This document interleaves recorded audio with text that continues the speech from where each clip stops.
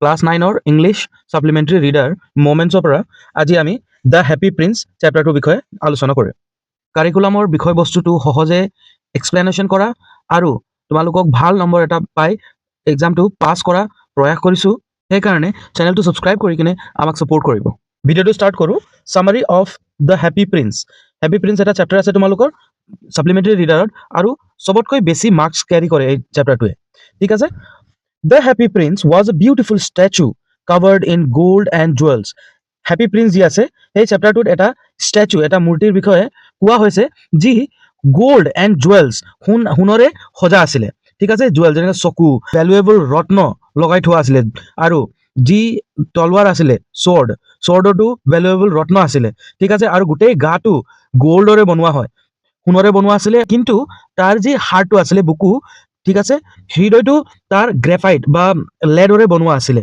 যি পেঞ্চিলৰ ভিতৰত আমাৰ যি লিখিবলৈ কাৰণে যি কলাকে থাকে সেইটো মেটেল আছিলে লেড।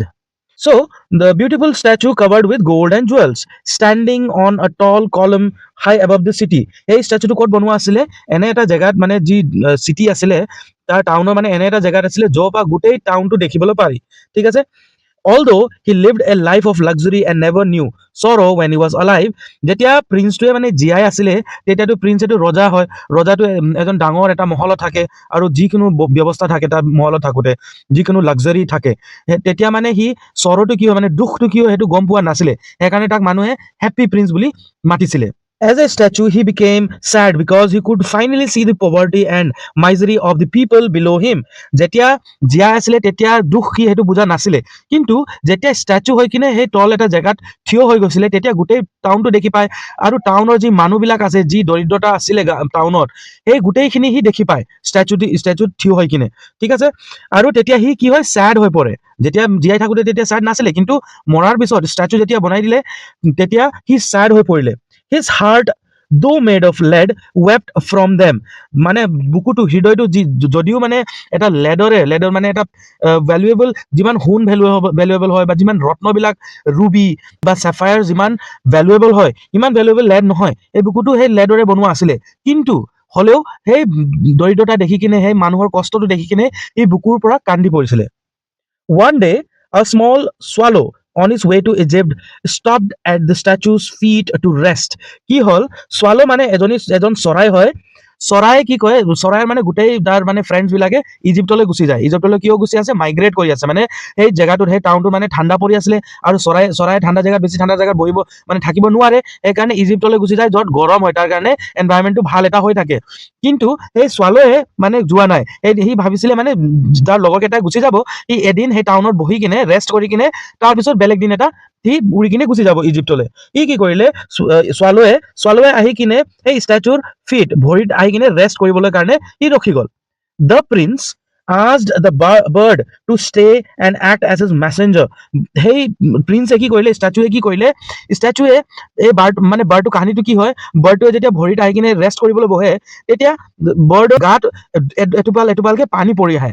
বাৰ্ডে ভাবে ইমান ডাঙৰকে ষ্টেচু বনোৱা আছে, সোণৰে বনোৱা আছে, হ'লেও পানী পৰি আছে ইয়াৰ পৰা, মানে কিবা এটা লিকেজ এনেকুৱা আছে নেকি বুলি ভাবে। কিন্তু যেতিয়া বেছিকে পানীটো পৰি থাকে তেতিয়াই গম পায় যে যি ষ্টেচুৱে কান্দি আছে আৰু সি তাৰ যি টিয়াৰ্ছটো ওলাই আছে, চকু পানীটো যি ওলাই আছে সেইটো ছোৱালৰ গাত লাগি আছে। তাৰপিছত ছোৱালীয়ে সুধে আৰু কি হয় বুলি। তেতিয়া প্ৰিন্সে কয় যে মই যেতিয়া জীয়াই আছিলো তেতিয়া মই চৰ কি হয় বা এই পভাৰ্টি কি আছে, কিমান দৰিদ্ৰতা আছে মোৰ টাউনত মই গম নাপাইছিলো, কিন্তু এতিয়া মই গোটেইখিনি দেখি আছো ইয়াৰ পৰা ইয়াতে থিয় হৈ কিনে, আৰু সেইটো দেখি কিনে মই কান্দি আছো বুলি কয়। এতিয়া প্ৰিন্সে কি কয়? প্ৰিন্সে তাক নিজৰ মেছেঞ্জাৰ, মানে সি প্ৰিন্সটো মানে এটা ষ্টেচু হৈ আছে, সিটো তাৰ পৰা মুভ কৰিব নোৱাৰে, জেগাতে থিয় আছে। সেইকাৰণে বাৰ্ডটোক কয় যে তই মোৰ মেছেঞ্জাৰ হৈ কিনে হেল্প কৰিবি এই পুৱাৰ যি মানুহবিলাক আছে, মানে গৰীব দুখী যি আছে সিহঁতক হেল্প কৰিবি বুলি। To help the poor, the swallow took the ruby from the princess sword. প্ৰিন্সৰ যি তলৱাৰটো আছিলে তাত ৰুবি এটা কি বোলে ভেলুৱেবল ৰত্ন এটা আছিলে, সেইটো ওলাই কিনে গৈ কিনে এজনী চিমেষ্ট্ৰেছক দিয়ে, যিজনে কাপোৰ চিলোৱাই, কাপোৰ বোনা এসব কাম কৰে, গাউন বনায় প্ৰিন্সেছৰ কাৰণে, এই ডাঙৰ মহলত থকা প্ৰিন্সেছৰ কাৰণে যি গাউন বনায়, আৰু যাৰ ল'ৰাটো বেমাৰ পৰি আছে তাৰ কাৰণে ই এটা সেই স্বৰ্ডৰ পৰা ৰুবিটো ওলাই কিনে গৈ কিনে দি আহে। প্ৰিন্সে কয় তাক দিবলৈ কাৰণে আৰু দি আহে। তাৰপিছত কি কৰে? The sapphires from his eyes for a struggling playwright and a match girl. দুটা চকুৱে চেফায়াৰ, এই পুখৰাজ বুলি কয় চাফায়াৰ, সেইটোৰে বনোৱা আছিলে। সেইটোতো ওলাই কিনে এটা চকুটো মানে পুখৰাজটো ওলাই কিনে গৈ কিনে দি আহে ষ্ট্ৰাগলিং প্লে ৰাইট, এজন মানে লেখক থাকে ড্ৰামাৰ, তাক দি আহে। যি প্লে ৰাইটটো থাকে সি নিজৰ ঘৰত মানে তাৰ খৰি নাথাকে জুই জ্বলাবৰ কাৰণে, সেইকাৰণে বেছি ঠাণ্ডা হৈ পৰে আৰু প্লে ৰাইটটো লিখি কিনে শেষ কৰিব নোৱাৰা হৈ থাকিছিলে। কিন্তু যেতিয়া সি পুখৰাজটো পাই যায় তাৰপিছত সি খৰিটো কিনি আহে, জুই জ্বলায় আৰু নিজকে ৱাৰ্ম কৰি লয়, তাৰপিছত প্লে ৰাইটটো লিখি লয়। আৰু তাৰপিছত আৰু এটা চকুটো দি দিয়ে মেচ গাৰ্লত, যি মাছি যি থাকে সেইটো বেচিবলৈ যি ছোৱালীয়ে যায়, সৰু এজনী ছোৱালী থাকে, তাইৰ মেচ ষ্টিকটো নালাতে পৰি থাকে আৰু তাই মানে কান্দি থাকে যে যদি ঘৰলৈ মই উভতি যাওঁ একো পইচা নলৈ কিনে তাৰ দেউতাই তাক মাৰিব পিটিব, ঠিক আছে। তেতিয়া সেই ৰুবিটো দি আহে সেই ছোৱালীজনীক, যি খুচ হৈ যায় তাৰপিছত এইটো ৰুবিটো পাই কিনে। আৰু the gold leaves from his body for the hungry children, যি খাবলৈ নোপোৱা চিলড্ৰেন আছিলে ষ্টাৰ্ভ কৰি আছে, সেই চিলড্ৰেনক গৈ কিনে এই শৰীৰত যি গ'ল্ডখিনি লাগি আছিলে সেই গোটেইখিনি এটা এটাকে এপাতকে ওলাই কিনে দি কিনে আহে। এতিয়া ষ্টেচুৱে যি সুন্দৰকে বনোৱা আছিলে গ'ল্ড আৰু ৰুবি চাফায়াৰ্ছৰ সৈতে, সেইটো নাইকিয়া হৈ থাকে আৰু গোটেই ষ্টেচুটো মানে খালী, একেবাৰে মানে দেখিবলৈ বেয়া হৈ পৰে। Eventually the prince became blind and bare, এতিয়া চকুটো ওলাই দিলে, চাফায়াৰ্ছখিনি যি আছিলে চকুত সেইটোতো ওলাই দিলে, প্ৰিন্সে দেখিব মানে নোৱাৰা হৈ থাকিলে, ঠিক আছে।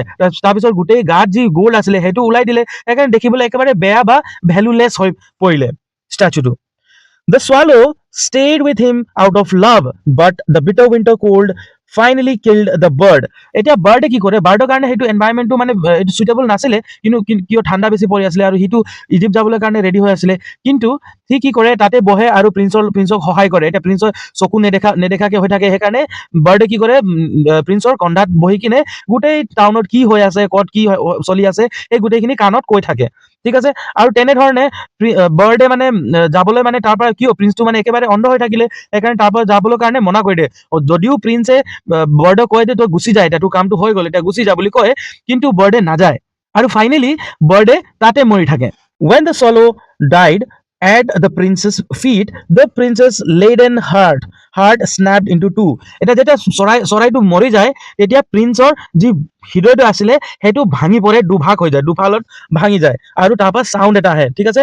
The city officials pulled down the shabby statue and melted it, but the broken heart would not melt. ৰজাৰ যেনেকৈ প্ৰজা থাকে, তাত প্ৰজাই দেখি পায় যে এই ষ্টেচুটো ইমান বেয়া দেখিবলৈ কাৰণে হৈ পৰিছে বুলি, সেইকাৰণে সেই ষ্টেচুটো টেক ডাউন কৰে, মানে তললৈ নমাই দিয়ে আৰু তাক মেল্ট কৰে, তাক গলাবলৈ দিয়ে। গোটেই গাটো গলি যায়, কিন্তু যি বুকুটো আছিলে, যি ভাঙি পৰা বুকুটো আছিলে সেইটো নগলে। In the end, God declared the dead bird and the laden heart as the two most precious things in the city. গডে মানে ভগৱানে যেতিয়া লাষ্টত সেই চিটিটোৰ পৰা দুটা চবতকৈ বেছি ভেলুৱেবল বস্তু দুটা লৈ আন বুলি কয় নিজৰ দুটক, তেতিয়া দুটে সেই মৰা চৰাই আৰু ৰজাৰ প্ৰিন্সৰ লেডেন হাৰ্ট, যি ব্ৰকেন লেডেন হাৰ্ট আছিলে সেইটো লৈ যায়। আৰু ভগৱানে কয় যে তই বহুত ভাল কাম এটা কৰিলি, এইটো দুটাতকৈ বেছি প্ৰেচিয়াছ থিং এইটো চিটিত আৰু যিকোনো হ'ব নোৱাৰে। এইটোৱে হৈছিলে দ্য হেপী প্ৰিন্সৰ চামাৰী। এতিয়া আমি তোমালোকৰ যি পুৰণা প্ৰিভিয়াছ ইয়াৰৰ যি কুৱেশ্যন পেপাৰ আছে তাক ভিত্তি কৰি আমি 10টা 1 মাৰ্কৰ কুৱেশ্যন এনচাৰ তৈয়াৰ কৰিছোঁ ইয়াত। এইখিনি কুৱেশ্যন এনচাৰ মোষ্ট কমন থাকিব তোমালোকৰ ফাইনেল এক্সামৰ কাৰণে, এইটো নোট ডাউন কৰি ল'বা আৰু নিজৰ প্ৰিপাৰেশ্যনৰ কাৰণে ষ্টাৰ্ট কৰি দিবা। ফাইনেল এক্সামৰ কাৰণে 1 mark question and answer. Question number 1, where was the statue of the prince located? Princeৰ ষ্টেচুটো ক'ত located আছিলে, ক'ত আছিলে? The statue of the prince was located on a tall column high above the city. যি town আছিলে তাৰ হাই এটা জেগাত থিয় হৈ আছিলে। Question number 2, what were the eyes of the happy prince made of? প্ৰিন্সৰ যি চকু আছিলে সেইটো কিয়ে বনোৱা আছিলে? The eye of the happy prince was made of rare sapphires brought from India. ইণ্ডিয়াৰ পৰা বহুত পুৰণা মানে কালতে লৈ যোৱা sapphires কেইটাৰ পৰা তাৰ চকুটো বনোৱা আছিলে। Question number 3, who was the messenger of the happy prince? প্ৰিন্সৰ মেছেঞ্জাৰ কোন আছিলে? A little swallow was the messenger of the happy prince. swallowটোৱে প্ৰিন্সৰ মেছেঞ্জাৰ আছিলে। Question number 4, to whom did the prince send his ruby? প্ৰিন্সে ৰুবিটো কাক দি আহিবলৈ ক'লে? The prince sent the ruby to a poor seamstress whose son was suffering from fever.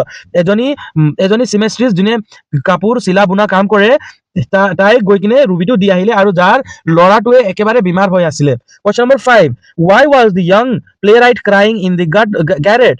যি drama লিখা মানুহটো আছিলে, ডাইৰেক্টৰ আছিলে, সি কিয় কান্দি আছিলে নিজৰ কোঠাত? Answer, the young playwright was crying because he was too cold and hungry to finish his play for the director of the theater.